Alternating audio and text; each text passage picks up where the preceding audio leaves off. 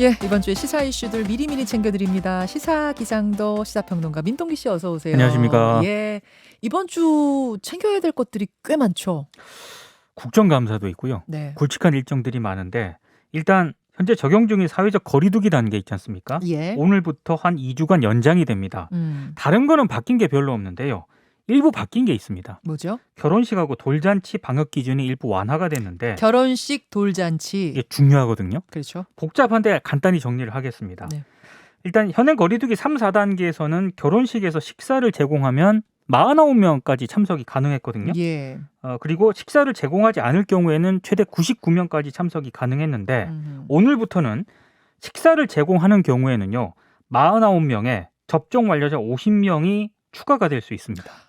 아까 99명까지 되긴 되는데 네. 그중에 50명 이상이 접종자여야 되는 거예요? 네. 아, 그 조건이 있는 99명이구나. 백신을 접종하신 분은 결혼식에 참석하실 수가 있다 이렇게 보시면 될 것 그러네요. 같고요. 예. 만약에 식사를 제공하지 않는 경우에는 99명까지 참석이 가능했잖아요. 그 기존이죠. 근데 100명이 추가가 돼서요. 최대 199명까지 참석이 가능합니다. 그 100명 역시 백신 접종자. 다 맞았어야 됩니다. 아하. 네. 돌잔치에서는요. 기존 3단계에서는 최대 16명까지 참석이 가능했는데 오늘부터는 3단계 지역 같은 경우에는 접종 완료자 33명이 추가가 돼서 최대 49명까지 참석이 가능하고요. 네.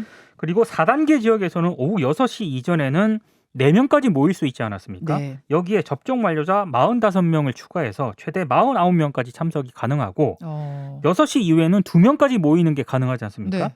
그래서 접종 완료자 47명을 더해서 최대 49명까지 참석이 가능합니다. 돌잔치에 하나는 거죠? 그렇습니다. 예. 결혼식하고 돌잔치에 대해서는 일부 방역 조치가 완화된다 이렇게 보시면 됩니다. 그러니까 뭐 식당에서 모이는데 49명, 접종자 그건 안 47명 됩니다. 이건 아니에요. 예, 그렇습니다. 예, 알겠습니다. 돌잔치, 결혼식의 인원이 조정됐다는 거 기억하시면서 내일부터는 국정감사가 본격화하잖아요. 내일 일단 국회 법사위 법무부 국정감사를 비롯해서 여러 개가 있거든요. 네. 법무부 국정감사는 사실상 대장동 국감이 될 것으로 예상이 되고 있습니다. 특히 국민의힘은 김호수 검찰총장의 정치적 중립성 등을 문제 삼아서 특검 필요성을 굉장히 강조할 것 같고요. 반대로 민주당 같은 경우에는 야당과 검찰이 결탁한 부동산 비리로 규정을 해서 신속한 수사 뭐 이런 걸 강조를 할 것으로 보입니다. 그리고 공정위 국감도 주목이 되고 있는데요. 증인이 어마어마합니다. 누구요? 김범수 카카오 의장, 권남희 머지플러스 대표, 강한성 쿠팡 대표이사, 예. 배보찬 야놀자 대표가 채택이 됐고요. 웬만한 플랫폼 회사 대표들은 다 채택이 됐는데 나온답니까? 일단 나오는 것으로 되어 있는데 예, 이렇게 되면 굉장히 공정위 국감도 주목이 되고 있습니다. 그리고 방통위 국감도 좀 주목이 되고 있는데요. 방통위. 이강택 TBS 대표가 증인으로 채택이 됐습니다. 원래 국민의힘 쪽에서는 뉴스공장 김어준 진행자를 증인 채택을 요구를 했는데 네. 절충안으로 이강택 TBS 대표 채택에 여야가 합의를 했고요. 이유는요? 일단 뭐 편파 방송이라든가 진행자 고액 출연료 논란 등을 국민의힘 쪽에서 문제를 삼았는데 어찌됐든 언론사 사장이 국정감사 증인에 채택이 된 것 자체가 굉장히 이례적입니다. 그러네요. 그래요. 화요일에는 주목해야 될 공판이 있죠. 일단 그 김재현 옵티머스 대표하고요. 네. 옵티머스 2대 주주 이모 씨 등 5명에 대한 항소심 첫 공판이 열립니다. 이 김재현 대표는 앞선 공판 준비 기일에서 이른바 그 옵티머스 사태에 대해서 책임은 있지만 자신에 대한 혐의는 부인을 했거든요. 이 김 대표 등은 공공기관 매출 채권에 투자해서 연 3%의 안정적 이익을 얻을 수 있다면서 2,900명의 투자자들을 끌어모아가지고요. 1조 3천억 원을 받아낸 혐의 등으로 기소가 됐는데 네. 근데 검찰 조사 결과 비상장 페이퍼 컴퍼니 등의 부실 채권을 인수하거나 이른바 펀드 돌려막기에 사용했던 것으로 조사가 됐습니다. 이게 되게 악질적인 사건이잖아요. 이 피해자들이 아직까지 굉장히 많습니다. 맞습니다. 항소심 여러분 기억해 주시고요. 주목해야 될 국감 일정 조금 더 볼까요?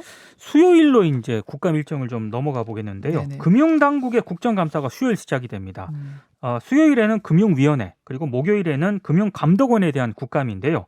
올해는 고승범 금융위원장 그리고 정은보 금융감독원장이 취임 후에 국감에 처음으로 출석을 하거든요. 상당히 좀 주목이 되고 있는데 특히 가계부채라든가 가상화폐 거래소 문제를 비롯해서 최근 화천대유 등의 현안이 산적해 있기 때문에 여야 간에 굉장히 치열한 공방이 있을 것으로 보입니다. 특히 화천대유와 관련해서는 이재명 경기지사를 불러야 된다. 이게 국민의힘 측의 주장인데요.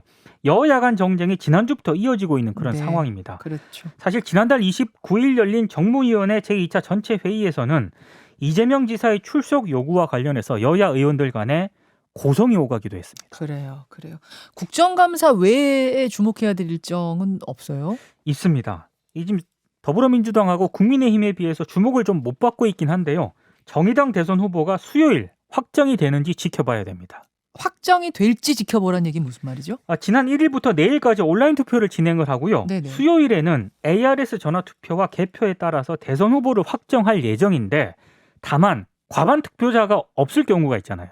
여기도 결선 투표가 있죠? 그렇습니다. 그러면 1, 2위 후보 간 결선 투표를 진행을 하거든요. 네. 결선 투표 일정은 7일부터 11일까지 온라인 투표가 진행이 되고 네. 다음 주 화요일인 12일 전화투표와 개표를 통해서 최종적으로 후보를 선출을 하게 됩니다. 맞습니다. 4명의 후보가 지금 뛰고 있고 과연 결선까지 갈지 네. 아니면 과반 득표자 나와서 확정될지 이거 여러분 수요일에 주목해 주시면 돼요. 목요일로 넘어가죠.